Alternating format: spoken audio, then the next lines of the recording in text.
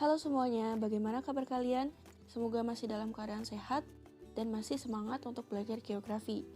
Nah, di video kali ini kita akan belajar bersama-sama mengenai konsep esensial geografi. Sebelum masuk pada materi inti, ada sedikit brainstorming untuk kalian. Pertanyaannya, jika membahas mengenai geografi, pasti membicarakan lokasi. Nah, kalian tahu tidak lokasi Indonesia itu di mana? Nah, pada slide itu terdapat dua gambar, di mana gambar sisi kanan itu menggambarkan bahwa Indonesia itu terletak di antara 6 derajat LU hingga 11 derajat LS, dan di antara 95 derajat bujur timur hingga 141 derajat bujur timur. Sedangkan pada gambar yang di sisi kanan itu menggambarkan bahwa Indonesia itu terletak di antara benua Asia dan Australia. Kira-kira yang mana sih yang benar? Jawabannya adalah kedua lokasi tersebut benar. Lokasi absolut Indonesia itu memang terletak di antara 6 derajat lintang utara hingga 11 derajat lintang selatan, dan di antara 95 derajat bujur timur hingga 141 derajat bujur timur. Sedangkan Indonesia terletak di antara benua Asia dan Australia itu merupakan lokasi relatif Indonesia. Nah, untuk lebih lengkapnya lagi, kita akan mempelajari konsep esensial geografi serta contoh terapannya dalam pertemuan kali ini. Sebelum kita membahas lebih lanjut mengenai konsep esensial geografi, ada baiknya untuk kalian mengetahui apa sih konsep ini dan fungsinya itu untuk apa. Nah, konsep esensial geografi itu merupakan pembeda ilmu geografi dan ilmu lainnya. Selain dari konsep itu juga dari pendekatan yang digunakan. Sama halnya dengan matematika yang memiliki konsep esensialnya, geografi juga memiliki dan menjadi ciri khas untuk ilmu geografi itu sendiri. Konsep geografi adalah rancangan atau gambaran dari objek, proses, ataupun yang berkaitan dengan ilmu geografi. Konsep geografi merupakan unsur yang penting dalam memahami fenomena atau kejadian geografi, baik itu alam ataupun sosial. Nah, penjelasan konsep geografi selalu berkaitan dengan persebaran, hubungan, fungsi, bentuk, pola, dan proses terjadinya. Konsep geografi ini terdiri atas 10 konsep. Berikut penjelasannya tiap konsep dan contoh terapannya.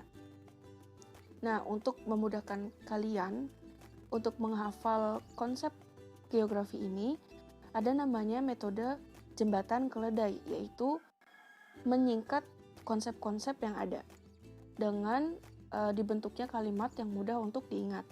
Nah, untuk 10 konsep geografi ini, kalian dapat mengingatnya dengan kalimat jaket polo keke diminta Agni. Nah, penjelasannya seperti ini. Jaket itu menjelaskan jarak, ket itu menjelaskan keterjangkauan, po itu menjelaskan pola, ya ini merah ya, jadi saya giniin. Nah, sedangkan lo itu menjelaskan lokasi, keke itu menjelaskan keterkaitan keruangan, di itu menjelaskan diferensiasi area, huruf M ini menjelaskan morfologi, inte itu menjelaskan interaksi interdependensi, ak ini menjelaskan konsep aglomerasi, dan yang terakhir itu ni itu menjelaskan konsep nilai kegunaan.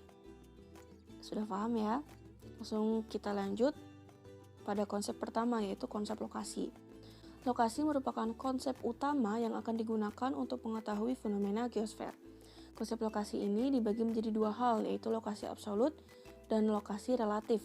Di mana lokasi absolut itu adalah lokasi yang ditentukan berdasarkan letak astronomis dan bersifat tetap, tidak pernah berubah.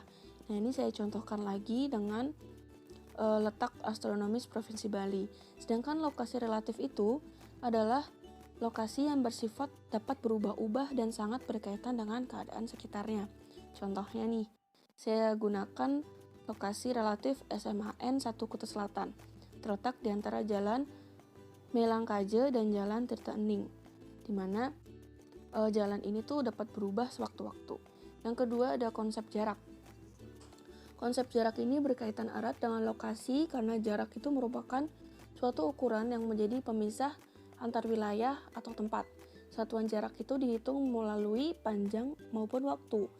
Nah, sama halnya seperti konsep lokasi, konsep jarak itu pun dibagi menjadi dua, yaitu jarak absolut dan jarak relatif. Jarak absolut itu menggambarkan melalui ukuran panjang.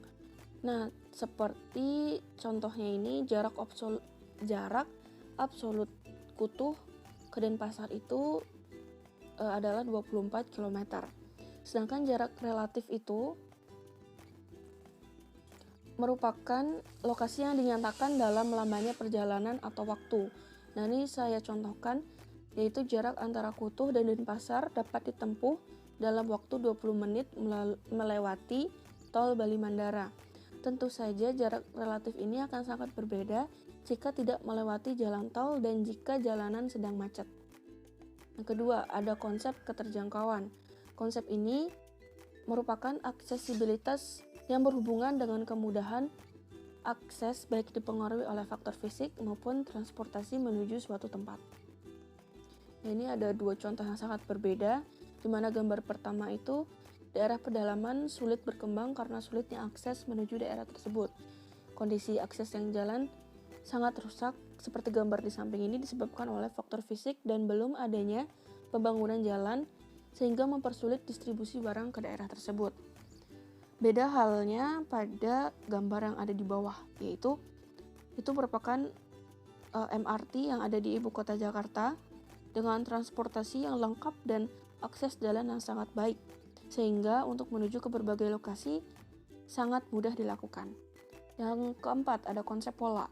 Konsep pola ini berkaitan dengan susunan, bentuk, dan persebaran fenomena dalam ruang muka bumi. Fenomena yang dipelajari adalah fenomena alami dan fenomena sosial. Fenomena alami seperti aliran sungai, pola persebaran vegetasi, jenis tanah, dan curah hujan. Sedangkan fenomena sosial ini misalnya persebaran penduduk, persebaran mata pencaharian, permukiman, dan yang lain-lain. Nah, ini saya ambil contoh pola permukiman penduduk di daerah pegunungan cenderung mengelompok. Nah, fenomena ini disebabkan oleh tanah yang subur ataupun keberadaan mata air yang menjadi sumber penghidupan penduduk. Konsep selanjutnya yaitu ada konsep morfologi. Konsep morfologi ini merupakan perwujudan bentuk daratan muka bumi sebagai hasil tenaga eksogen maupun endogen. Ada banyak sekali variasi morfologi di permukaan bumi, mulai dari dataran tinggi, gunung api, lembah, sinklen, dan yang lainnya. Saya ambil contoh yang sangat dekat, yaitu fenomena konsep morfologi, yaitu di Kecamatan Kuta Selatan merupakan zona kapur. Nah, fenomena ini disebabkan oleh adanya proses endogen, yaitu pengangkatan dasar laut yang terjadi jutaan tahun lalu. Selanjutnya ada konsep aglomerasi. Konsep aglomerasi atau pemusatan adalah kecenderungan persebaran penduduk yang bersifat mengelompok pada suatu wilayah yang relatif sempit dan bersifat menguntungkan karena kesamaan gejala ataupun faktor-faktor tertentu yang menguntungkan. Contohnya, pemerintah membangun kawasan industri di sekitaran Cikarang, Bekasi, Karawang untuk mendongkrak produksi dan meningkatkan efisiensi. Selanjutnya ada konsep nilai kegunaan. Konsep nilai kegunaan ini berkaitan dengan nilai guna suatu wilayah ataupun barang. Tiap wilayah itu mempunyai potensi yang bisa dikembangkan sehingga nilai gunanya itu optimal. Nah, selain itu nilai kegunaan suatu fenomena di muka bumi bersifat relatif. Artinya, nilai kegunaan itu tidak sama tergantung dari kebutuhan penduduk yang bersangkutan. Contohnya ada wisata alam yang sangat tepat dibangun di daerah Batur, yaitu terdapat sunrise trekking dan danau Batur yang indah. Nah, fenomena ini itu mengoptimalkan nilai kegunaan yang ada di wilayah Batur. Konsep selanjutnya yaitu konsep interaksi dan interdependensi.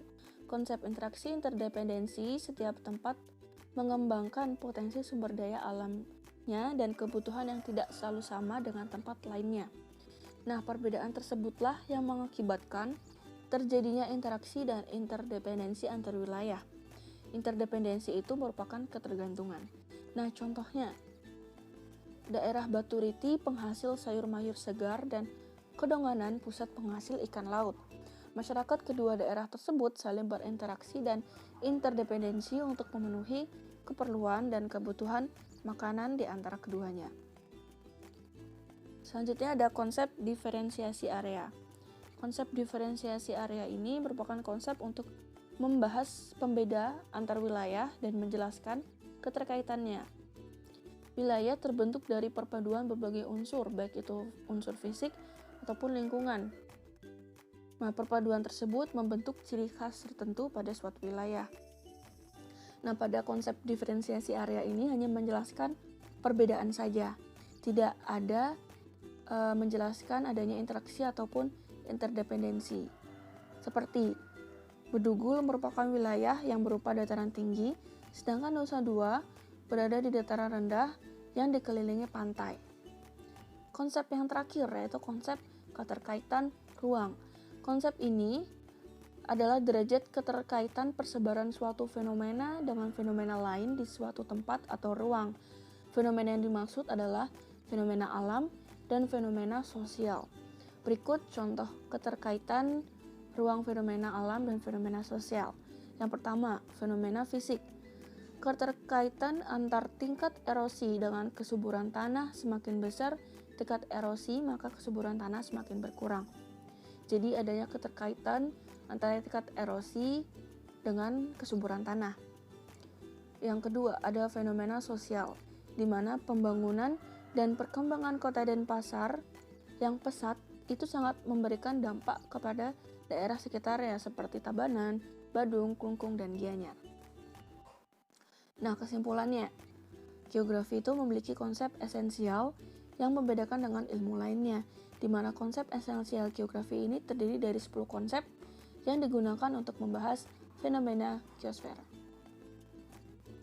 Nah, agar kalian lebih paham mengenai penggunaan konsep geografi ini, ada beberapa contoh soal yang akan kita bahas bersama-sama. Soal yang pertama, di Kalimantan, sungai sangat penting sebagai sarana transportasi penduduk.